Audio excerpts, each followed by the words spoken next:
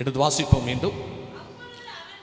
அப்பொழுது அவன் இறங்கி தேவனுடைய மனுஷன் வார்த்தையின்படியே யோர்தானில் 7 தரம் மூழ்கின போது அவன் மாம்சம் ஒரு சிறு பிள்ளையின் மாம்சத்தை போல மாறி அவன் சுத்தமானான். கரங்களை உயர்த்தி ஒரு அல்ல சொல்லுவோமா? வாசித்த வேத வசனத்தில் ஒரு ஆச்சரியம் தேவன் நமக்கு இந்த காலை நேரத்தில் காமிக்கிறார். அவன் சுத்தமானான். அல்ல சொல்லுவோமா? அது எப்படிப்பட்ட ஒரு சுத்தம்? ஒரு சிறு பிள்ளையின் மாம்சத்தை போல இருக்கிற ஒரு சுத்தம். ஒரு சிறு பிள்ளையுடைய சரீரத்தை போல, ஒரு சிறு பிள்ளையுடைய மாம்சத்தை போல ரொம்ப சாப்பிட்டா, ரொம்ப அழகா, ரொம்ப மினுமினுப்பா அவன் சுத்தமானான். அல்ல சொல்லுமா? அப்படின்னா இந்த மனுஷனுடைய சரீரம் எப்படி இருந்தது? எடுத்து வாசிங்க. அதே அதிகாரம் 5வது அதிகாரம் 1 வசனம். சீரிய ராஜாவின் படைத்தளபதியாகிய நாகமான் என்பவன் தன் ஆண்டவரிடத்தில் பெரிய மனுஷனும் எண்ணிக்கை உள்ளவனுமாய் இருந்தான்.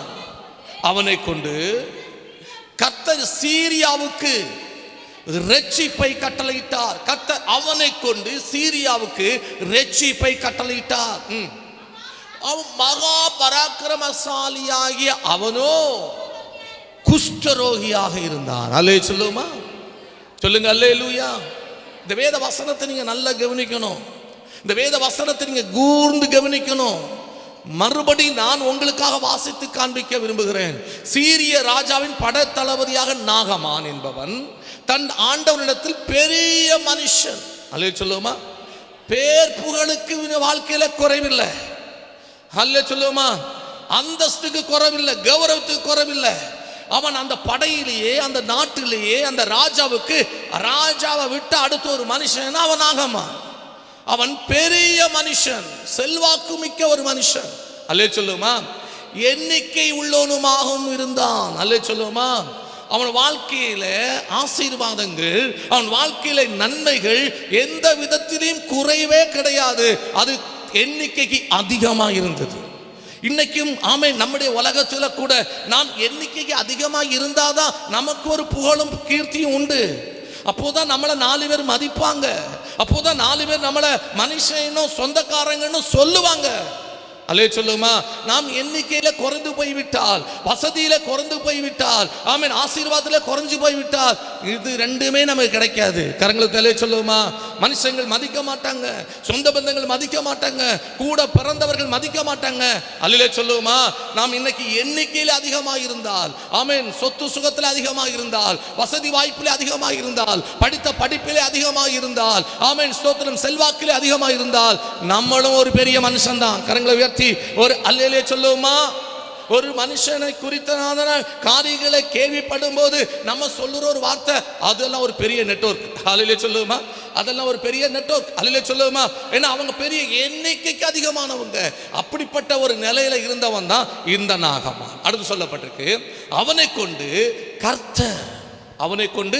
கர்த்தர் ராஜா கிடையாது, கர்த்தர் வானத்தையும் பூமியையும் படைத்த கர்த்தர் சீரியாவுக்கு இரட்சிப்பை கட்டளையிட்டார். இவனை கொண்டு சீரியாவுக்கு ஒரு பாதுகாப்பை கொடுத்தார், சீரியாவுக்கு ஒரு விடுதலையை கொடுத்தார், சீரியாவுக்கு ஒரு ஆசீர்வாதத்தை கொடுத்தார். அப்படின்னா இவன் தேசத்துக்கே ஆசீர்வதிக்கப்பட்டவன். அல்லே சொல்லுமா? தேசத்தில் இருக்கிற சின்ன மனுஷங்க, பெரிய மனுஷங்க எல்லாராலும் நேசிக்கப்பட்ட ஒரு மனுஷன், எல்லாராலும் விரும்பப்பட்ட ஒரு மனுஷன். ஏன்னா இவனை கொண்டு கர்த்தர் இரட்சிப்பை கட்டளையிட்டு இருந்தார். இவனை கொண்டு ஆமென் தேசத்துக்கு ஒரு நன்மையை செஞ்சிருந்தார். இவன் தலைமையில ஒரு படை போகும் என்று சொன்னால் வெற்றியோடு தான் திரும்பி வருவான். அல்லே சொல்லுமா? அது மட்டுமல்ல, அவனோ மகா பராக்கிரமசாலியாக இருந்தான். கரங்களை உயர்த்தி ஒரு அல்லே சொல்லுங்க பார்க்கலாம். நல்ல ஒரு அல்லே சொல்லுங்க. அவனோ எப்படி இருந்தானா? மகா பராக்கிரமசாலியா இருந்தானா. கொஞ்சம் யோசித்து பாருங்க. நல்ல அவனுடைய ஸ்டாண்டர்ட் எப்படி இருந்துச்சுன்னு பாருங்க. ஆனா பிந்தின ஒரு வரி சொல்லுது, கடைசி வரி சொல்லுது, அவன் பெரிய மனுஷனா இருந்தாலும், ஒரு பெரிய பராக்கிரமசாலியா இருந்தாலும், எண்ணிக்கை அதிகமுள்ள ஒரு மனுஷனா இருந்தாலும், அவனை கொண்டு கர்த்தர் இரட்சிப்பை கட்டளையிட்டாலும் அவனோ எப்படி இருந்தானா? குஷ்டரோகியா இருந்தான். 4 அடிபட்டு போச்சு. இவன் ஒரு வியாதியஸ்தனா இருந்தபடினால இவன் ஒரு குஷ்டரோகமா இருந்தபடினால இவன் அதிக எண்ணிக்கை உள்ளவனாக இருந்தும், இவன் ஒரு பராக்கிரமசாலியாக இருந்தும், இவனை கொண்டு கத்த ரட்சிப்பை கட்டளையிட்டு இருந்தும், இவன் ஆமென் ஸ்தோத்திரம் பெரிய மனுஷனா இருந்தும் இப்போ அவனுக்கு எதுவுமே பயன் இல்லை. அல்லே சொல்லு. அவன் சரீரத்தை யாரும் என்ன செய்ய முடியாது, பார்க்க முடியாது. அவன் கையை பார்க்க முடியாது, அவன் முகத்தை பார்க்க முடியாது. எல்லாம் குஷ்டரோகமாக நிறைந்து சரீரம் அழுகி போய், சரீரம் துர்நாற்றம் அடுத்து, அவன் அழகை இழந்து, வீரத்தை இழந்து, பட்டம் பதவி புகழ் கீர்த்தி எல்லாமே இழந்து இப்போ அவன் சரீரம் ஒரு நாற்றம் பிடித்த சரீரமாய் மாறிவிட்டது. கரங்களை உயர்த்தி நல்லவர் அல்ல சொல்லுங்க.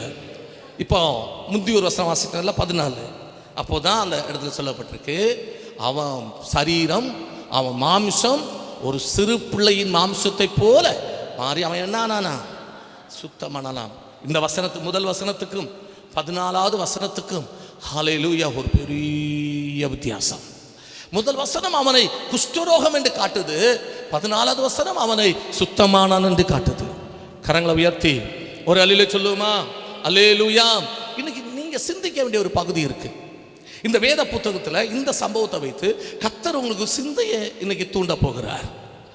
நான் சொன்ன முதல் வசனத்தில் அவனுடைய எல்லா அந்தஸ்தையும் கதை சொல்லிட்டார், அவனுடைய எல்லா கிரியையும் கதை சொல்லிட்டார், அவனுடைய குறையும் சொல்லிட்டாரு. அவன் கடைசியில் எப்படி ஆயிருக்கான், குஷ்டரோகி. அவன் ஒரு குஷ்டரோகி.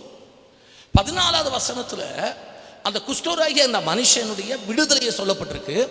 அவனுடைய மாம்சம் அழுகி போய் துர்நாற்றம் எடுத்து குஷ்டமா இருந்த அந்த மாம்சம் இப்போ சிறு பிள்ளையின் மாம்சத்தை போல, ஒரு பட்டு போல, அல்லேலூயா சொல்லுமா, ரொம்ப சாப்பிட்டா, ரொம்ப அழகா, ஆமென் ஸ்தோத்திரம், ரொம்ப மினுமினுப்பா பழப்பழப்பா ஒரு சிறு பிள்ளையுடைய சரீரம், ஒரு ஆமென் ஒரு குழந்தையுடைய சரீரம், ஆமென் ஸ்தோத்திரம் எப்படி இருக்குமோ அதே போல அந்த பெரிய மனுஷனுடைய சரீரம் மாறிச்சு.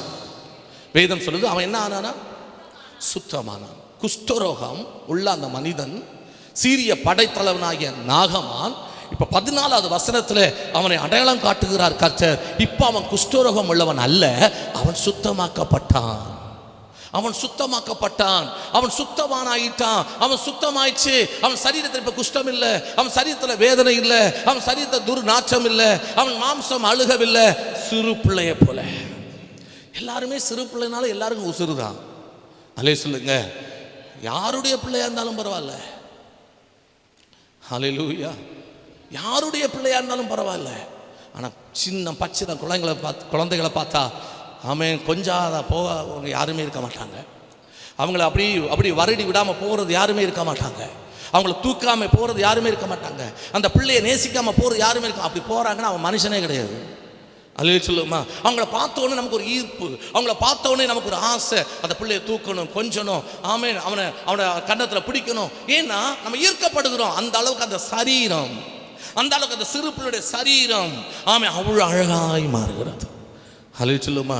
நீங்கள் கையெல்லாம் பிடிச்சி பார்த்தீங்கன்னா ஆமென் ஸ்தோத்திரம் அவ்வளோ பஞ்சு மாதிரி இருக்கும் அந்த பிள்ளையுடைய சரீரம், சிறு பிள்ளைங்க. அல்லேலூயா சொல்லுங்க. ஒரு பெரிய மனுஷனுடைய, ஒரு யுத்த புருஷனுடைய கரங்கள் மாம்சம் கட்டியாக இருக்கும். ஏன்னா அவன் அப்படியே வீரமாக இருப்பான்ல, நிறைய எக்ஸசைஸ் பண்ணி வாள் கையில் பிடிச்சி, ஈட்டி கையில் பிடிச்சி, கேடகம் பிடிச்சி, குதிரையில் மேலே இருந்து ஓடி, அப்போ எல்லா சரீரெல்லாம் இறுகி போய் இருக்கும், ரொம்ப ஹார்டாக இருக்கும். ஆனால் கர்த்தர் அவனை சொல்கிறாரு, அவனுடைய சரீரம் இப்போ ஹார்டாக இல்லை. அல்லேலூயா சொல்லுமா. ரொம்ப சாப்பிட்டா கர்த்தர் மாற்றிட்டார். கரும்புதல்லே சொல்லுமா. கர்த்தர் ஒரு மனிதனை மாற்றினா இப்படி தான் மாற்றுவார். ஹார்டாக இருக்கிறது எப்படி மாற்றுவார், ரொம்ப சாப்பிட்டா மாற்றுவார். அல்லேலூயா சொல்லுங்க. ஹல்லேலூயா.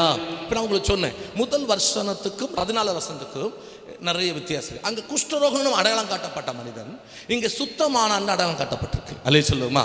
அப்படின்னா இந்த 2வது வசனத்துக்கும் 13வது வசனத்துக்கும் இந்த வசனங்களில் இவன் இந்த அளவுக்கு சுத்தமாகிறதுக்கு 3 பேர் காரணம். அல்லேலூயா சொல்லுமா. இன்னைக்கு நீங்கள் சுத்தமாகணும்னா இந்த 3 பேரும் உங்கள் வாழ்க்கையில் வேணும். இன்னைக்கு யார் எல்லாமோ நம்ம வாழ்க்கையில் இருக்காங்க, ஆனால் குறிப்பிட்ட அந்த 3 பேர் மட்டும் இல்லை, பாக்கி எல்லாரும் நம்மகிட்ட இருக்காங்க. அல்லேலூயா சொல்லுவோமா. இந்த நாகமாவுடைய குஷ்டம் நீங்க காரணம் 3 பேர் காரணம். அதுதான் இன்னைக்கு இந்த பகல் நேரத்தில் நம்ம வேகமாக பார்க்க போகிறோம். எடுத்து வாசித்து பாருங்க 2 ராஜாக்கள் 5வது அதிகாரம், அதில் 2-3 வசனம். சீரியாவிலிருந்து தண்டுகள் புறப்பட்டு இஸ்ரவேல் தேசத்திலிருந்து ஒரு சிறு பெண்ணை சிறைப்பிடித்து கொண்டு வந்திருந்தார்கள். அவள் நாகமானின் மனைவிக்கு பணிவிடை செய்து கொண்டிருந்தாள். அடுத்த வசனம் வாசிங்க வேகமா வேகமா. அவள் தன் நாச்சியாரை பார்த்து, தன் ஆண்டவன் சமாரியாவில் இருக்கிற தீர்க்க தரிசிகளிடத்தில் போவாரானால் நலமாயிருக்கும், அவர் இவருடைய குஷ்டரோகத்தை நீக்கி விடுவார் என்றால். அல்லே சொல்லுமா. முதலாவது நபர் யார்? ஒரு சிறுபெண். இந்த சிறுபெண் யாருன்னா, சீரியாவிலிருந்து தண்டுகள் புறப்பட்டு இஸ்ரவேல் தேசத்திலிருந்து ஒரு சிறுபெண்ணை சிறைப்பிடித்துக் கொண்டு வந்தார்கள். நாகமானுடைய தலைமையில் ஸ்தோத்திரம் ஒரு காலத்தில் இஸ்ரவேல் ஜனங்களுக்கு விரோதமாய் ஒரு யுத்தம் நடந்தபோது இஸ்ரவேல் ஜனங்களை தோற்கடித்து அநேகரை கொன்று அதில் ஒரு சிலரை அவர்கள் சிறைப்பிடித்து தன் நாட்டுக்கு கொண்டு வரப்பட்டதில் இந்த சிறு பொண்ணும் அடக்கம். இந்த சிறு பெண் அந்த யுத்தத்தில் அவங்க அப்பாவை இழந்திருக்கு, அவங்க அம்மாவை இழந்திருக்கு, அவங்க கூட பிறந்த சகோதர சகோதரி இழந்திருக்கு, அவங்களுடைய அத்தை பாட்டி தாத்தா சித்தி சித்தப்பா அவங்க சொந்த பந்தம் எல்லாத்தையும் இழந்திருக்கு. எல்லாவற்றுக்கும் மேல அவருடைய சொந்த இடத்தை இழந்திருக்கா, அவ வீட்டை இழந்திருக்கா, அவருடைய நாட்டை இழந்திருக்கா. இப்போ ஒரு அந்நியரா ஒரு அடிமையா சீரியா தேசத்துக்கு வரா. அல்லே சொல்லுவோமா. நல்ல அழகா, ரொம்ப ஆசீர்வாதமா, ரொம்ப மகிழ்ச்சியா, ரொம்ப சந்தோஷமா, கொண்டாட்டமா ஓடி விளையாடி கொண்டிருந்த இஸ்ரவேல் தேசத்திலிருந்து அந்த பெண் இப்போ இந்த சீரியருடைய படையெடுப்பினால, சீரியாவுடைய யுத்தத்தினால அந்த தேசம் முழுவதும் அலக்களிக்கப்பட்டு அங்க இருக்கிற ஜனங்கள்லாம் சாகடிக்கப்பட்டு இவங்களுடைய இந்த பிள்ளையுடைய எல்லா சொந்த பதங்களும் அழிக்கப்பட்டு இவளை மட்டும் அந்த குடும்பத்திலிருந்து சீரியாவுக்கு கொண்டு போறாங்க. கண்கள் தலை சொல்லுமா. இது மனசுல வச்சுக்கணும். கொண்டு போறாங்க. கொண்டு போய் இந்த சீரியாவுக்கு கொண்டு போறப்பட்ட பெண் நாகமானுடைய வீட்டில் பணிவிடை செய்வதற்காக, அதாவது நாகமான் வீட்டில் ஒரு வேலைக்காரியாக அடிமையாக இப்போ அந்த பெண் நாகமான் வீட்டில் கொண்டு நிறுத்தப்படுகிறாள். அல்லே சொல்லுமா. இந்த சிறு பெண் என்னைக்கு நாகமான் வீட்டுக்கு போயிச்சோ அண்ணில் இருந்து அந்த வீட்டில் உண்மையான ஒரு பிள்ளையாக இருந்து பணிவிடை செய்தாள். அந்த நாகமுடைய மனைவிக்கு எஜமாட்டிக்கு தேவையான எல்லா உதவிகளும் செய்து வீடு வாசல் கூட்டி பெருக்கி வேலைகளை செய்து அந்த எஜமானுக்கும் எஜமாட்டிக்கும் நல்ல ஒரு அன்புக்குரியவளாக மாறினாள். இப்போ இந்த பிள்ளைக்கு ஒரு எண்ணம் வருது, என்னுடைய எஜமானன் இஸ்ரவேல் இருக்கிற அந்த தீர்க்கதரிசி இடத்துல போயிட்டா, சமாரியாவில் இருக்கிற அந்த தீர்க்கதரிசி இடத்துல போயிட்டா அவர் இவருடைய குஷ்டரோகத்தை சுஸ்தமாக்குவார். அல்லே சொல்லுமா. இந்த வார்த்தையை தன் எஜமாட்டியிடம் சொல்ல, எஜமாட்டி நாகமாட்ட சொல்றா. அல்லே சொல்லுமா. எஜமாட்டி அந்த சிறுபுண்டைய வார்த்தையை கீழ்ப்படிந்தான். மனைவிடைய வார்த்தைக்கு நாகமான் கீழ்ப்படிந்தான். அல்லே சொல்லுமா. அப்ப ரெண்டு பேருமே ஒரு அடிமை பெண்ணுடைய வார்த்தைக்கு கீழ்ப்படியத்தக்க விதத்தில் அந்த அடிமை பெண்ணாகிய சிறுபெண் கர்த்தருக்குள் இருந்தாள். இப்ப என்னுடைய கேள்வி என்னன்னா, தன் குடும்பத்துக்கே கேடு விளைவித்த, தன்னுடைய நாட்டுக்கே கேடு விளைவித்த, தன்னுடைய சொந்த பந்தத்துக்கு கேடு விளைவித்த, தன் சந்தோஷமாய் விளையாடி ஓடி இந்த தேசத்தை சீரழித்து குடும்பத்தை சீரழித்து என்னை அடிமையை கொண்டு வரப்பட்ட இவன் அல்லவா, இந்த நாகமான் அல்லவா சொல்லி எந்த விதமான ஒரு கடும் கோபமோ அந்த பிள்ளையோட மனசுல இல்லை. அல்லே சொல்லுமா. ஒரு புறம் பார்த்தால் நாகமானுடைய சீரிய படை இந்த சிறுபனுடைய தேசத்துக்கு தீங்கு செய்திருக்கு, சிறுபனுடைய குடும்பத்துக்கு தீங்கு செய்திருக்கு. தனக்கு தீங்கு செய்த, தனக்கு அழிவை கொண்டு வந்த அந்த எதிரிகளை நேசித்தாள். அப்படின்னா இந்த வீட்டுக்கு வந்த பிற்பாடு இவங்க தானே காரணம் எங்க அப்பா அம்மா சாகிறதுக்கு, இவங்க தான் காரணம் எங்க வீடு இடிக்கப்படுவதற்கு, இவங்க தான் காரணம் எங்க விவசாயம் போறதுக்கு, இவங்க தான் காரணம் எங்க தேசம் அழிக்கப்படுவதற்கு. அப்படின்னு அவன் குஷ்டரோகமா இருக்கானா, இவன் சாகட்டும், இவன் சாகட்டும் அப்படின்னு அவளுடைய மரணத்தையோ அல்லது அவளுக்கு ஒரு தீமையோ இவள் நினைக்கல. அலே சொல்லுமா. அப்படின்னா என்ன?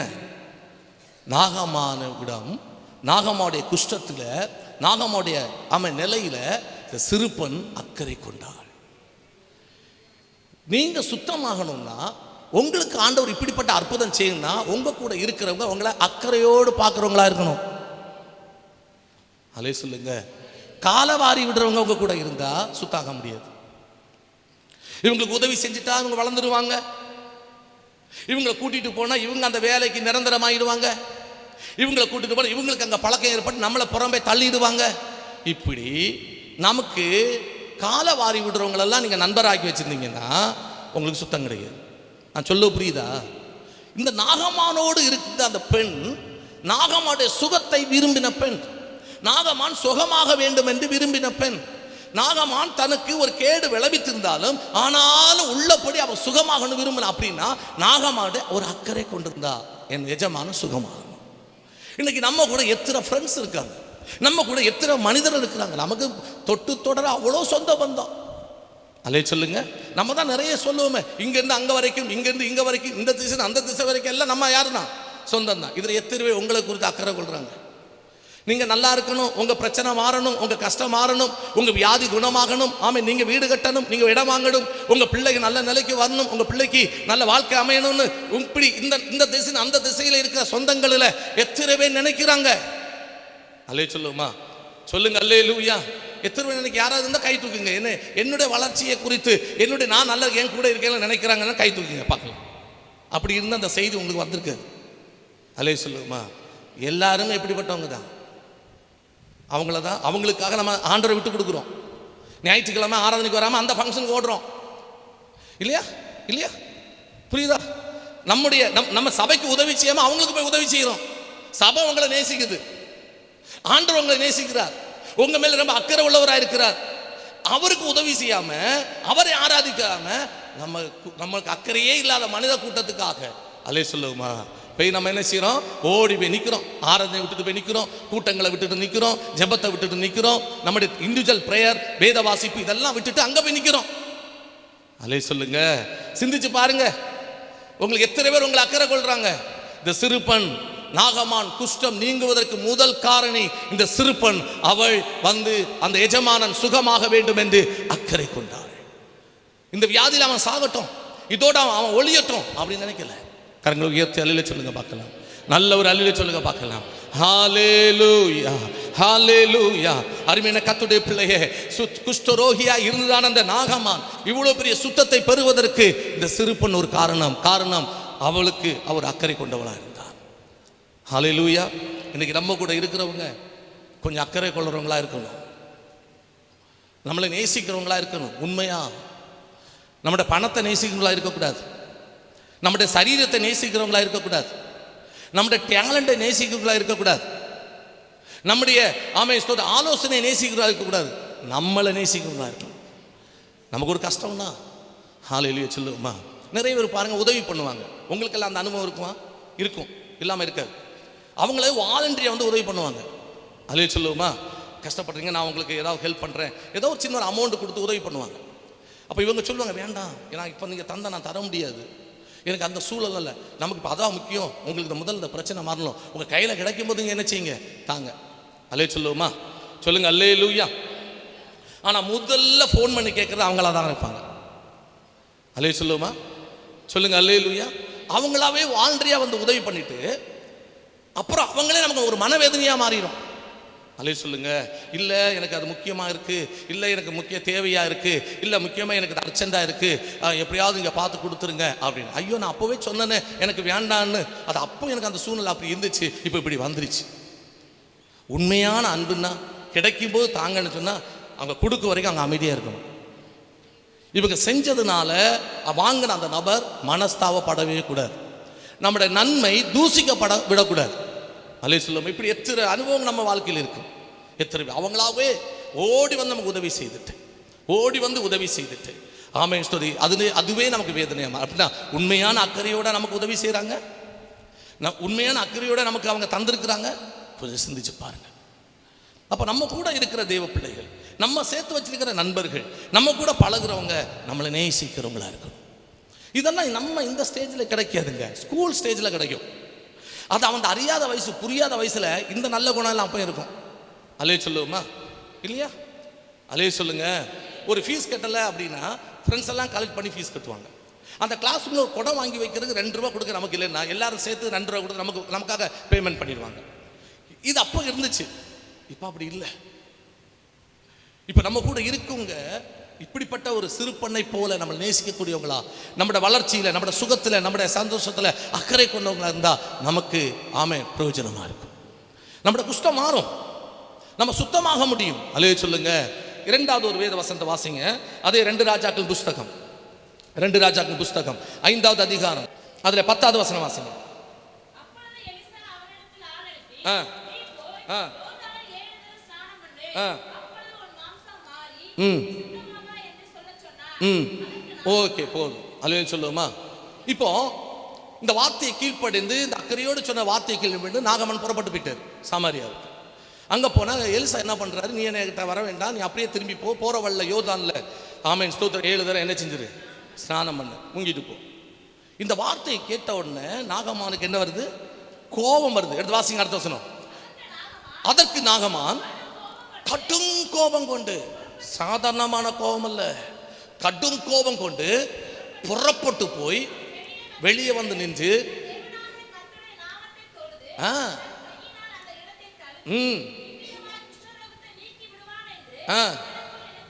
எனக்குள் நான் நினைச்சிருந்தேன். அல்ல சொல்லுமா, இவன் என்ன நினைச்சிருக்கிறான் அப்படின்னா, அந்த தீர்க்கதரிசியை கூப்பிட்டு கிட்ட உட்கார வச்சு தேவனை தொழுது கொள்ள வச்சு ஆமென் ஸ்தோத்திரம் உச்சந்தால அந்த குஷ்டரோகம் இடத்தெல்லாம் கையினால் என்ன செய்யறது, தடவி, அப்படி எனக்கு என்ன கிடைக்கும், ஒரு சுகம் கிடைக்கும் அப்படின்னு நினைச்சு வந்தா, அவர் என்னை பார்க்கவும் இல்லை, உள்ளவான்னு சொல்லவும் இல்லை, அப்படியே திரும்பி போன்னு சொன்னாரு.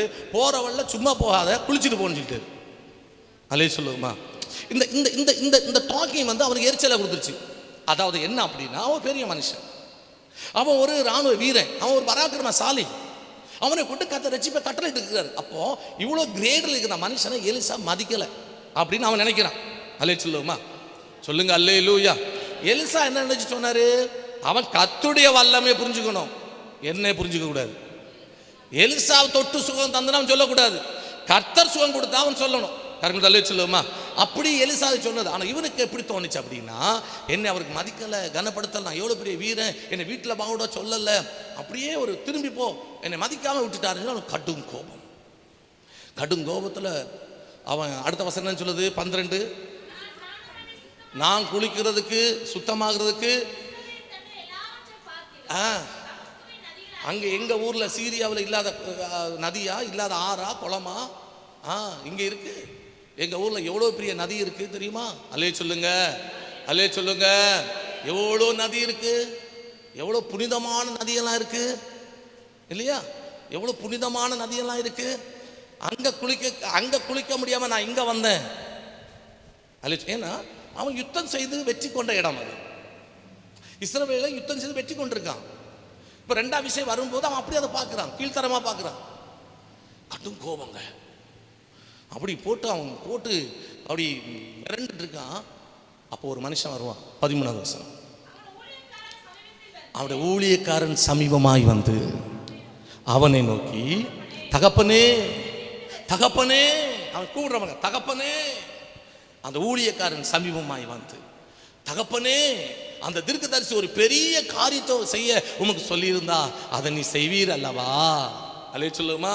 எனக்கு 2 வண்டி நிறைய பொண்ணு கொடுன்னா கொடுத்துருப்பீங்களே, 2 வண்டி நிறைய வெள்ளி கொடுன்னா கொடுத்துருப்பீங்களே, இவ்வளோ மாற்று வஸ்திரங்களை கொடுஞ்சனா கொடுத்துருப்பீங்களே, இல்லை எங்கள் ஆண்டவருக்கு ஒரு கோவில் கட்டி கொடுஞ்சனா கொடுத்துருப்பீங்களே, சொல்லுங்க அல்லையிலே சொல்லுங்க.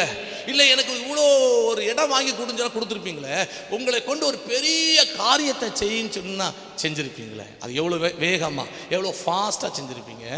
ஆனால் இப்போ ஸ்நானம் பண்ணு அப்போது சுத்தமாவீர் என்று அவர் உம்மோடு சொல்லும்போது அதை செய்ய வேண்டிய எத்தனை அதிகம் என்று சொன்னான். அல்லே சொல்லுவோமா. 2வது நபர் யார் என்றுமா, இந்த ஊழியக்காரன். எலிசாவுடிக்கு பார்க்க வந்தவன் எலிசாவை பார்க்காம திரும்பி போ, நீ போகிற வழியில் குளிச்சுட்டு போன்னு சொல்லிட்டாரு. இது அவனுக்கு பயங்கர கோபத்தில் விட்டால் அடுத்த ஒரு யுத்தம் பண்ணி எலிசாவே கொலை செய்யலாம் மாதிரி நினச்சிட்டு இருக்கான். அடுத்து எனக்கு சுகமாச்சுன்னா அடுத்த யுத்தம் உனக்கு தான் அப்படின்னு நினச்சிட்டு இருக்கான். அவ்வளோ கோபம், அவன் இறங்குற மாதிரி இல்லை, அவ்வளோ அவ்வளோ கடும் கோபத்தில் இருக்கான். கடும் கோபம் கொண்ட சகோதரனை அடக்கிறது கஷ்டம், அப்படி இருக்கான். ஆனால் அந்த கடும் கோபத்தில் அவன் என்ன செய்வான், என்ன சொல்லுவான் தெரியாது. அவன்கிட்டையும் பட்டயம் இருக்கு, அவனும் இராணுவ வீரத்தில் தான் வந்திருக்கான், இராணுவ உடையில தான் வந்திருக்கான். குஷ்டோக ரோகமாக இருந்தாலும் அந்த இதில் தான் வாரான். இவன் இடல போய் ஏதாவது அட்வைஸ் பண்ண அப்படியே போட்டுருவான், அப்படியே அவனுக்கு தண்டனை கொடுக்க முடியும், அப்போவே அவனை கொலை செய்ய முடியும். ஆனால் தன் உயிரை கூட அவன் பெருசாக நினைக்கலாங்க. அந்த ஊழியக்காரன் தன் எஜமான் அவ்வளோ ஒரு சீறி கொண்டிருக்கிறார். நம்ம இதில் போய் இடையில போய் ஏதாவது ஒன்று சொன்னால் அவர் நம்மளை போட்டு தள்ளலாம் தள்ளுவார் அப்படின்னு நினச்சி கூட அவன் பயப்படலை பாருங்க. அவன் தன் உயிரை கொடுத்து பயப்படவே இல்லை. அவன் சொல்கிறான், அந்த ஊழியக்காரர் சமயத்தில் வந்து அவனை நோக்கி, தகப்பனே, அலே சொல்லுவோமா, எவ்வளோ சாப்பிட்டா, எவ்வளோ மென்மையா, தகப்பனே. அவன் இதை நதி வேண்டாம், நான் இங்கே குளிக்க மாட்டேன், எனக்கு குஷ்டரோகம் சுகம் ஆகலைன்னு பரவாயில்ல. நிறைய பேர் அப்படியான்னு சொல்கிறது. கடைசியில் எனக்கு நீ ஆண்டவர் ஒன்றும் தரலைனாலும் பரவாயில்லை. நிறைய பேர் இப்படியும் சொல்கிறாங்க, நான் பரலோகம் போகலைனாலும் பரவாயில்ல, நான் நரகத்துக்கு போயிட்டு போகிறேன். ஏன்னா பக்கத்து ஊர் தானே, போயிட்டு வர்ற மாதிரி. நரகம்னா அது என்ன, அது எப்படி இருக்கும், கொஞ்சமாவது தெரிஞ்ச அந்த வார்த்தை யாருக்கும் வாயில வராது. நான் நரகத்துக்கு போகிறேன்னு வாழ்றேன்னு சொல்ல மாட்டாங்க. சொல்லுங்க அல்லேலூயா, சொல்லுங்க அல்லேலூயா, சொல்லுங்க அல்லேலூயா. ஆனால் நம்ம ஈஸியாக சொல்கிறோம், நான் எங்களுக்கு அதெல்லாம் வேண்டாம், எங்களுக்கு இதெல்லாம் வேண்டாம், எனக்கு இதெல்லாம் வேண்டாம், நான் அங்கேயே போயிடுறேன் அப்படின்ட்டு. அப்படி கோபத்தில் சொல்கிறது தான். அதே மாதிரி தான் அவன் சொல்லிட்டு இருக்கிறான், நான் குளிக்கவே மாட்டேன், எனக்கு சுகமே வேண்டாம், ஒரு அற்புதம் வேண்டாம், நான் இதை செய்ய மாட்டேன்னு தீர்மானித்து கோபமாக இருக்கிற அந்த நாகமாட்ட போய் அவன் சொல்ல, தகப்பனேன்னு சொல்லி அந்த தீர்க்கதரிசி மட்டும் வேறொரு காரியத்தை ஒரு பெருசாக ஒன்று செய்யுங்க சொன்ன செஞ்சுருப்பீங்களே, குளிக்கதுன்னு சொன்னார் அப்படின்னு அதை செஞ்சுதான் வேண்டியதுன்னு. அப்படின்னா ஒரு மனிதன் தவறுதலாய் அல்ல ஒரு மனிதன் தவறான முடிவெடுக்கும் போது, அல்ல ஒரு மனிதன் தவறி போகும்போது, தவறான வழிக்கு போகும்போது நேர்வழி காட்டுற மனுஷர்கள் நம்மகிட்ட இருக்கணும். கரங்கள் தள்ளி சொல்லுவோமா? அவன் கூட எத்தனை ஊழியக்காரங்கள் இருந்திருப்பாங்க, அவன் ஒரு ஆள் இல்லை, இன்னும் 10-15 பேர் இருந்திருப்பாங்க. யாருக்கு மனசும் வரல, அவங்க கூட எல்லாம் சேர்ந்துன்னு சொல்லியிருப்பாங்க. ஆமே, நல்லே சொல்லுவோமா? ஆமே, நாங்கள் அவனை பார்த்து வேண்டாம், இங்கெல்லாம் குடிக்கண்டாம், நம்ம அங்கே போவோம் அப்படின்னு சொல்லியிருப்பாங்க. ஆனால் ஒரு மனுஷன் மட்டும், ஆமேன் ஸ்தோத்திரம், நாகம் மேல் அன்பு வைத்து அவர் ஒரு தவறான முடிவு எடுத்து அவர் அழிந்து போயிடக்கூடாது, அவர் மரித்து போயிடக்கூடாது சொல்லி ஒரு சரியான பாதையை காட்டின ஒரு நல்ல மனுஷன். அப்படின்னா ஒரு நல்ல வழிகாட்டி நம்ம கூட இருக்கணும். நல்ல ஒரு நல்ல சொல்லுங்க. நம்ம வழி மாறுகிறது நிறைய உண்டு, தவறான முடிவுகள் எடுக்கிறது உண்டு, தவறான ஆலோசனை கேட்டு தவறான வழிக்கு போகிறது உண்டு. அந்த நேரத்தில் நம்மளை தட்டி திருத்தி ஒரு நல்ல வழி காட்டுகிற நல்ல மனிதர்கள் நமக்கு வேணும். அப்போ தான் நம்ம சுத்தமாக முடியும். அல்லே சொல்லுங்க. நம்ம கூட்டு வச்சுக்கோம் பாருங்க ஃப்ரெண்ட்ஸுங்க, ஒன்று கூட காரியத்துக்காக. உங்கள் கூட இருக்க ஃப்ரெண்ட்ஸில் எவனாவது ஒருத்தர் நீங்கள் வழி மாறுனா நல்ல வழி காட்டுறதுக்குள்ள மனுஷன் இருக்கானா? இல்லையே. அதில் என்கரேஜ் பண்ணுறவங்க தான் இருக்காங்க. அல்ல, நல்லா செய்யுங்க, இப்படியே போங்க, அப்படியே போங்க, இப்படியே போங்க, அப்படியே போங்க. கோபம் கொண்ட ஒரு புருஷன் இருக்கிறார், அவர் கொஞ்சம் அடிக்கிறாரு, அவர் கொஞ்சம் கோபமாக நடந்துக்கிறாரு. ஆமே ஸ்தோத்திரம். அந்த பிரச்சனை ஒரு ஃப்ரெண்ட்ஸ்கிட்ட சொல்கிறீங்க, என் கணவர் இப்படிலாம் பண்ணுறாருன்னு. அந்த இடத்துல ஆமே ஸ்தோத்திரம், அவர் அப்படி தான் இருப்பாங்க. நீ அவங்களுக்கு கொஞ்சம் சகிச்சு போ, கொஞ்சம் விட்டு கொடுத்து போ, ஒரு நாள் சரியாயிரும், நீ அவங்களுக்கு ஜெபம் பண்ணு, அதுக்கு நிச்சயமாக ஆண்டவர் அந்த மனிதனை ரட்சித்து கொண்டு வருவார். நீ எடுத்த கவத்தன்னு ஒன்று முடிவு பண்ணிடாத, அப்படி ஒன்று செஞ்சிடாத அப்படின்னு சொல்கிறவங்கண்டா முதல்ல இந்த ஆளை என்ன செஞ்சிரு, இந்த ஆளை என்ன செஞ்ச முதல்ல டைவர்ஸ் பண்ணி, உலகத்தில் நமக்கு கிடைக்காதா அப்படி சொல்கிற ஃப்ரெண்ட்ஸ் தான் இருக்குது. சொல்லுங்க அல்லேலூயா, நல்ல ஒரு அல்லையிலே சொல்லுங்க, நல்ல ஒரு அல்லையிலே சொல்லுங்க. அப்படி தானே இருக்குது. நல்ல வழி காட்டுறவங்க இல்லை நமக்கு. அப்போ எப்படி நம்ம சுத்தமாக முடியும், எப்படி நம்ம சுகமாக முடியும்? வாலிப பிள்ளைகளுக்கு இது கூடயும் வேலை நிறைய இருக்குது. உங்கள் ஃப்ரெண்ட்ஸு, உங்கள் ஃப்ரெண்டு ஆணாக இருக்கலாம் பெண்ணாக இருக்கலாம், ஒரு நல்லவனாக இருந்தால் நீங்கள் நல்லவனாக இருக்க முடியும். வேறு யாரும் வேண்டாம் அவங்களுக்கு. ஒரு ஃப்ரெண்டு தான், ஒரு ஃப்ரெண்டு தான். ஃப்ரெண்டுக்கு தெரியாது, யாருமே தெரியாது. அல்லே சொல்லுவோமா? இங்கே இருக்க இவங்களை குறித்து தெரியணும்னா அவங்க ஃப்ரெண்ட்கிட்ட கேட்டால் போதும், இவங்க யார் எப்படின்னு அவங்க சொல்லிடுவாங்க. அது ஒரு கண்ணாடி மாதிரி ஃப்ரெண்ட்ஸு. அவங்க எல்லாமே பகிர்ந்துக்குவாங்க, ரகசியத்தை எல்லாம் பகிர்ந்துக்குவாங்க. அப்படி பகிர்ந்து எத்தனை பேர் உங்களை அதை வார்ன் பண்ணுறாங்க, இப்படி போகாத, இப்படி செய்யாத, இப்படி பேசாத, இப்படி மொபைலை மறைச்சி வைக்காத, இப்படி உங்கள் அப்பா அம்மாவுக்கு தெரியாமல் இப்படியெல்லாம் செய்யாத, இப்படி போகாதுன்னு எத்தனை வார்ன் பண்ணுறாங்க. அல்லே சொல்லுவோமா? அதை தவிர்த்துட்டு மறுநாள் ஃபோன் பண்ணி, ஆமாம் நேற்றுக்கு நீ போனியே எப்படி இருந்துச்சுன்னு கேட்குறவங்க தான் இருக்காங்க. அல்லே சொல்லுவோமா? சொல்லுங்க அல்லேலூயா, சொல்லுங்க அல்லேலூயா. நேற்று ஃபோன் வந்துருச்சா, நேற்று வாட்ஸ்அப்பில் SMS வந்துருச்சா, பேசினீங்களா, இப்படி கேட்டு நம்மளை என்கரேஜ் பண்ணுறவங்க. அதெல்லாம் கலட்டி விட்டுரு. நீ சுத்தமாகணும் அப்படின்னா இப்படிப்பட்டவங்கள பக்கத்துலேயும் வச்சுக்காத, தூரத்தில் வச்சுரு. நம்ம நல்லவங்கள தூரத்தில் வச்சுக்கிறோம். அல்லே சொல்லுவோமா? கெட்டவங்களை எங்கே வச்சுக்கிறோம்? பக்கத்தில் வச்சுக்கிறோம். அப்போ எப்படி சுத்தமாக முடியும்? குஷ்டம் இன்னும் குஷ்டமாகி அதிகுஷ்டமாகி போயிடும். அல்லே சொல்லுவோமா? இந்த நாகமான் சுத்தமாகிறதுக்கு 2வது ஒரு டேர்னிங் பாயிண்டே அதுதான். அந்த மனுஷன் தான். அவன் சொன்ன உடனே அவன் இணங்குனா, அவன் கீழ்ப்படிந்தான். இன்னும் சொல்ல போனா அவன் அடங்கினான். அதே சொல்லுமா? இப்படி குதிச்சுட்டு இருக்கிறான், இவ்வளோ பெரிய ஆமே ஸ்தோத்திரம் கோபத்தில் அந்த மனுஷன் அப்படியே அடங்கிட்டாங்க பாருங்க. அடுத்த வசனம் என்ன சொல்லுது வாசிங்க. அப்பொழுது அவன் இறங்கி, யாரு? இவன் சொன்னதுனால. இவன் சொல்லலைன்னு அவன் இறங்கி இருப்பானா? இவனும் சேர்ந்து அவனை போட்டு இல்லை எஜமா நம்ம போவோம், நமக்கு இங்கெல்லாம் வேண்டாம்னா அவன் குஷ்டத்தில் செத்துருப்பான். ஆனால் ஒரு மனுஷனை எடுத்து சொல்லி தன்னுடைய தவற்றை, தன்னுடைய தப்பிதங்களை, தன்னுடைய பாவங்களை, தன்னுடைய தீமைகளை, தவறான யோசனைகளை, தவறான முடிவுகளை எடுத்து சொல்றதுக்கு ஒரு வழிகாட்டுற ஒரு ஃப்ரெண்ட்ஸ், ஒரு நல்ல மனிதன் நமக்கு இருக்கணும். கண்ணுதலை சொல்லுமா, இந்த மனுஷன் எடுத்து சொன்னதுனால அவன் சொஸ்தமான சொல்லு. அப்போது அவன் இறங்கி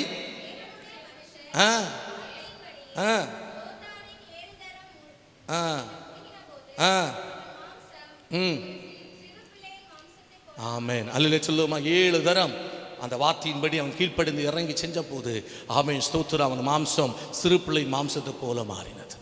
கவனிங்கம்மா, எல்லாரும் கவனிங்க. உங்களுக்கு ஒரு காரியத்தை அடையாள காட்ட கர்த்தர் விரும்புகிறார். எத்தனை பேர் சபைக்கு வராமல் இருக்கிறாங்க. ஒரு சிலர் ஒரு வாரம் வந்துட்டு ஏதோ ஒரு காரியத்தை வராமல் அதுக்கப்புறம் மறுவாரம் வராங்க. ஒரு சில தொடர்ச்சியாக 2 வாரம் வரல. இப்படி வராமல் யாராவது இங்கே இருந்தீங்கன்னா எத்தனை பேர் இந்த சபையிலேருந்து உங்களுக்கு ஃபோன் பண்ணி நேற்று ஏன் சர்ச்சுக்கு வரல, 2 வாரமாக நீங்கள் வரலையே, என்னாச்சு கேட்குறவங்க உண்டா? கேட்குறாங்களா? கேட்டிருக்க மாட்டாங்க. ஆனால் நீங்கள் அவங்க ஃபோன் பண்ணி நீங்கள் எடுக்கலைன்னா கண்டிப்பாக நேரிட்டு கேட்பாங்க, நான் ஃபோன் பண்ணேன்னா ஏன் நீங்கள் எடுக்கலை? ஃபோன் எடுக்காதது முக்கியமா இல்லை சபைக்கு ஏன் வரலன்னு கேட்குறது முக்கியமா? புரிஞ்சுக்கிட்டீங்களா? யாருமே கேட்க மாட்டாங்க.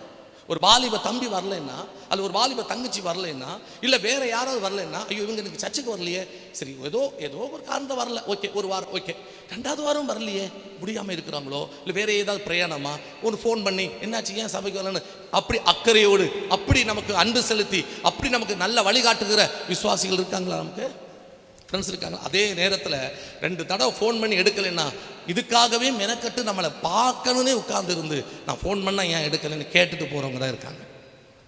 என்னுடைய வாழ்க்கையில் அப்படி தான் இருக்காங்க. அல்லே சொல்லுவோமா, சொல்லுங்க அல்லேலூயா. அப்போ நல்லா சிந்திங்க. நம்ம ஒரு நாள் சர்ச்சுக்கு வரலைன்னா நம்ம இருக்க ஃப்ரெண்ட்ஸு கேட்கணும், ஏன் நேற்றுக்கு சர்ச்சுக்கு வரலன்னு கேட்கணும். அல்லே சொல்லுவோமா, என்னாச்சு உனக்கு அப்படின்னு கேட்கணும்.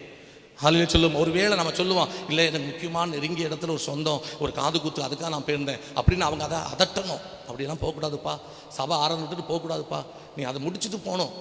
இது உங்கள் ஆத்மா ஈடேறும், இது உங்களுக்கு நல்ல வழிகாட்டிகள்.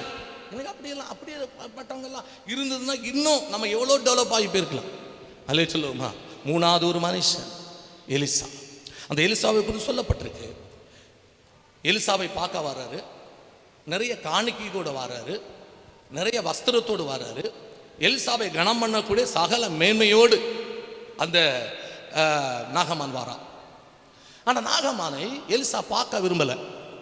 வேதம் சொல்லுது, நீ அப்படியே திரும்பி போகிறவள்ள அந்த யோர்தானில் 7 தரம் ஸ்நானம் பண்ணிட்டு போ. கர்த்தரை முன்னிறுத்தி, கர்த்தருடைய வல்லமை முன்னிறுத்தி தேவனை அவன் மகிமைப்படுத்த வேண்டும், கர்த்தரை முழுவதாக அவன் நம்ப வேண்டும் என்பதற்காக தனக்கு அதிக கனத்தோடு அந்த மனுஷனை அந்த கனத்தை ஏற்றுக்கொள்ளாமல் தன்னை மறைத்து தேவனை வெளிக்காட்டின ஒரு மனுஷன் எலிசா.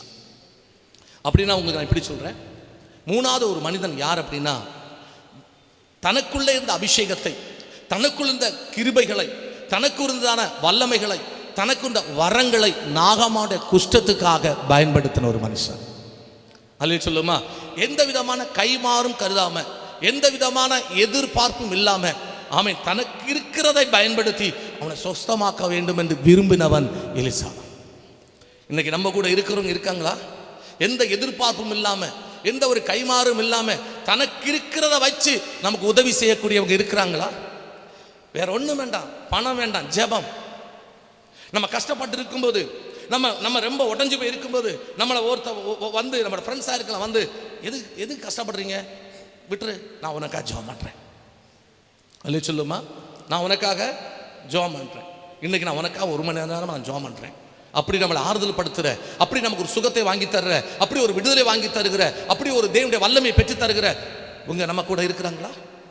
அல்லே சொல்லுவோமா, சொல்லுங்க அல்லேலூயா. இருக்கிறாங்க, நமக்கு நிறைய பேர் இருக்கிறாங்க. ஆனால் குறிப்பிட்ட அந்த 3 பேரை தவிர்த்து மீது எல்லாரும் இருப்பாங்க. அல்லே சொல்லுவோமா. ஆனால் தெய்வ பிள்ளைகளுக்கு ஆமேன், இப்படிப்பட்ட 3 வகை கூட்ட மக்கள் நமக்கு வேணும். நமக்காக ஜெபிக்கிற, நமக்காக நிற்கிற, நமக்காக தன்னுடைய அபிஷேகத்தை பயன்படுத்துகிற, நமக்காக நம்முடைய நேரத்தை பயன்படுத்துகிற, நமக்காக தம்முடைய வல்லமையை பயன்படுத்துகிறவர்கள் இருக்கணும். அல்லே சொல்லுவோமா, சொல்லுங்க அல்லேலூயா, ஹல்லேலூயா, அல்லேலூயா. அப்படி இருந்தா வேதம் சொல்லுது நம்மளும் சொஸ்தமாக முடியும். அந்த எலிசா தேவன் அவனுக்கு கொடுத்த வல்லமையை, தேவன் அவனுக்கு கொடுத்த வரத்தை, தேவன் அவனுக்கு கொடுத்த அபிஷேகத்தை நாகமாவுடைய குஷ்டரோகம் நீங்குவதற்கு செயல்படுத்தினான். பயன்படுத்தினார். அதுக்கு அவன் எதுவுமே வாங்கல. இந்த குஷ்டரோகம் மாறின உடனே திரும்புறான் வண்டி. எலிசா வீட்டு வாசப்படி வந்து நிற்க, ஏதாவது பொண்ணு தாரேன், வெள்ளி தாரேன், மாஸ்டர் வஸ்திரம் தாரேன், இது தாரேன், அது தாரேன். அவன் சொன்ன, எனக்கு எதுவுமே வேண்டாம், எல்லாமே எடுத்துட்டு போயிருங்க. அல்லே சொல்லுமா, ஹல்லேலூயா. இலவசமாய் பெற்றீர்கள், அதை இலவசமாய் கொடுங்கள். ஹல்லே சொல்லுங்க, ஹல்லேலூயா. அப்படின்னா நமக்கு ஒரு சில ஃப்ரெண்ட்ஸ் எல்லாம் இருக்காங்க, ஜெபிக்கிறாக்கா அவங்களுக்காகன்னு சொல்றவங்க இருக்காங்க, ஆனால் ஜெபிக்க மாட்டாங்க. எல்லாம் சொல்றதோட சரி, நான் உங்களுக்காக ஜெபிக்கிறேன், நான் உங்களுக்காக ஜெபிக்கிறேன், ஜெபிக்க மாட்டாங்க. அப்படியே ஜெபிச்சாலும் பேருக்கு ஒரு வார்த்தை, அப்படி 2 வார்த்தை சொல்லிட்டு போதும். ஆனால் உள்ளாந்த ரீதியாக மனப்பூர்வமாக வருத்தி கொண்டு ஜெபிக்கிறவங்க இந்த காலகட்டத்தில் யாரையும் பார்க்க முடியல. அப்போ நமக்காக பிரயாசப்படுற, ஆமேன், நமக்காக ஆமேன், எந்த எதிர்பார்ப்பும் இல்லாமல் தன்னுடைய சூழ்நிலைகளை, தன்னுடைய காரியங்களை, தன்னுடைய வரங்களை பயன்படுத்தக்கூடிய மனிதர்கள் வேணும். அல்லே சொல்லுங்க, ஹல்லேலூயா. இந்த அக்கா மட்டும் தனியாக வந்துட்டு இருக்கு சர்ச்சில். உன்னால் விசாரிக்கிறோம், ஏன் நீங்கள் மட்டும் மாறீங்க? என் கணவர் ரட்சிக்கப்படலை, அவர் சபைக்கு கொஞ்சம் வரமாட்டேன்னு சொல்லி அடம் பிடிச்சிட்டு இருக்காரு. அப்படியாக்கா, சரி நம்ம ஜெபம் பண்ணோம், நான் ஜெபம் பண்ணுறேன், சீக்கிரத்தில் அவங்க கணவர் ரட்சிக்கப்பட்டு வருவார். இப்படி ஆமேன், அவங்க கணவர் ரட்சிப்புக்காக ஜெபிக்கிறவங்க எத்தனை பேர்? அல்லேலூயா சொல்லுவோமா? ஒரு வியாதிஸ்தனை பார்த்தா ஏதோ போய் பார்த்து ஒரு ஃப்ரூட்ஸை வாங்கி கொடுத்து, அல்ல ஒரு ஹாலிஸை வாங்கி கொடுத்து, அல்ல ஒரு 500 ரூபா கொடுத்து, அதோடு நம்ம வேலை முடிஞ்சிருச்சு. இது அந்த நிலையோடு நின்றுடும். நான் சொல்கிறேன், இது செய்யணும், ஜெபமும் பண்ணணும். அவங்களை எழுப்பி விடும் வரைக்கும், அவன் எழுப்பி நிற்கும் வரைக்கும், அவன் எழுப்பி தன் காரியங்களை செய்யும் வரைக்கும் ஜெபத்தில் தாங்குறவங்களாக நம்ம இருக்கணும். அப்படிப்பட்டவங்களை சேர்க்கணும் நம்ம கூட. கரங்களை தள்ளே சொல்லுவோமா? அப்படிப்பட்டவங்களுக்கு நம்ம உதவி செய்யணும், அப்படிப்பட்டவங்களோட நம்ம இருக்கணும். ஹல்லேலூயா. அப்படிப்பட்டவங்களுக்காக நம்ம தியாகம் பண்ணணும், அப்படிப்பட்டவங்களுக்காக நம்ம போய் ஒரு நாள் இன்வெஸ்ட்மெண்ட் பண்ணுறதுல தப்பு கிடையாது. கரங்களை உயர்த்தி அல்லேலூயா சொல்லுங்க, நல்ல ஒரு அல்லேலூயா சொல்லுங்க. ஹல்லேலூயா, ஹல்லேலூயா, அல்லேலூயா, பிரைஸ் தி லார்ட், ஆமென். இந்த நாகமான் சொஸ்தமாகிறதுக்கு இந்த 3 பேர் தான். சிறுப்பன், அவனுடைய ஊழியக்காரன் எலிசா. இதில் இன்னொன்று கடைசியாக சொல்லி முடிக்கிறேன். நாகம்மாவுடைய சுபாவம் என்ன? அவன் ஒரு படைத்தளபதியாக இருந்தாலும், ஒரு மகா பராக்கிரமசாலியாக இருந்தாலும், ஒரு மிகப்பெரிய வீரனாக இருந்தாலும், அவனுக்கு ஒரு குணம் இருந்துச்சு, கீழ்ப்படிகிறது. சிறுப்பனுடைய வார்த்தையும் கீழ்ப்படிஞ்சான், ஊழியக்காருடைய வார்த்தையும் கீழ்ப்படிஞ்சான், எலிசாவுடைய வார்த்தையும் கீழ்ப்படிஞ்சான். ஹல்லேலூயா சொல்லுமா? நல்லவங்க ஒருவேளை நம்மகிட்ட இருப்பாங்க, ஆனால் நம்ம அவங்க சொல்கிற கீழ்ப்படியலைன்னா நமக்கு அற்புதம் நடக்காது. அப்போ கீழ்ப்படியணும். ஆலோசனை இல்லாத இடங்களில் ஜனங்கள் சீர்கட்டு போவார்கள் வேதம் இருக்கு, வசனம் சொல்லுது. அப்போ நம்ம கீழ்ப்படியணும். அவன் பாருங்க, ஒரு சிறுப்பன், ஒரு அடிமை பண்ண சொல்ல நான் இது கேட்கணும்னு நினைக்கல, என்னோட வேலைக்காரனி நீ சொல்லி நான் கேட்கணுமா அப்படின்னு நினைக்கல. அவர் என் முகத்தையே பார்க்க விரும்பல, வீட்டுக்கே கூப்பிடல, வீட்டுக்கே கூப்பிடாத ஒரு மனுஷன் சொன்னதை கேட்டு நான் என்ன செய்யணும் அப்படின்னு சொல்லல. அவன் கீழ்ப்படிந்தான். அல்லே சொல்லுவோமா? வேதம் சொல்லுது, குஷ்டரோகமாக இருந்த நாகமான் ஆமேன் சொஸ்தமாகி ஒரு சிறு பிள்ளையின் சரீரத்தை அவன் சரீரம் என்ன செய்தது? மாறினது. இவ்வளோ பெரிய அற்புதத்தை, இவ்வளோ பெரிய அதிசயத்தை பெற காரணம் கீழ்ப்படிதல். அவனுக்கு கொடுத்த 3 நபர்கள். இன்றைக்கி நமக்கும் அப்படி தான், நல்லவர்கள் நம்ம கூட இருக்கட்டும், அப்படிப்பட்டவங்களுக்கு நம்ம வார்த்தை கீழ்ப்படிவோம், கர்த்தர் நம்மளையும் சொஸ்தமாக்குவார். அல்லே சொல்லுமா? இயேசு சொன்னால், நீங்கள் என்னிடத்தில் வந்து என்னை ஆண்டவரே ஆண்டவரே என்று சொல்லியும் என் வார்த்தையின்படி நீங்கள் செய்யாமல் போகிறது என்ன? அல்லே சொல்லுமா? என்னை நீங்கள் ஆண்டவர் ஆண்டவரை கூப்பிடுறீங்க, ஆனால் நான் சொல்கிற எதுவுமே நீங்கள் கேட்க மாட்டேங்கிறீங்க, என் வார்த்தைக்கும் கீழ்ப்படியாமல் போகிறீங்க. அல்லே சொல்லுங்களேன், சொல்லுங்க அல்லேலூயா. என் அருமையான கர்த்தருடைய பிள்ளையே, இந்த கடைசி காலத்தில் கர்த்தர் உங்களை ஆசீர்வதிக்க விரும்புகிறார், உங்களை சுத்தமாக்க விரும்புகிறார், உங்கள் வியாதியை குணமாக்க விரும்புகிறார். அப்படின்னா உங்கள் கூட நெருங்கி இருக்கிறவங்களுடைய நல்லவங்களுடைய இப்படி வேத வசனத்தின்படி நீங்கள் இப்போ கேட்கப்பட்டவர்களுடைய ஆலோசனை, உங்கள் மேல் அக்கறை கொண்டவர்கள், உங்களுக்கு நல்ல வழிகாட்டுகிறவர்கள், ஆமே, உங்களுக்காக எந்த கைமாறும் கருதாமல் பிரயாசப்படுறவர்கள், அவங்களுடைய வார்த்தைகளுக்கு கீழ்ப்படிங்க. கர்த்தர் உங்களை ஆசீர்வதிப்பார்.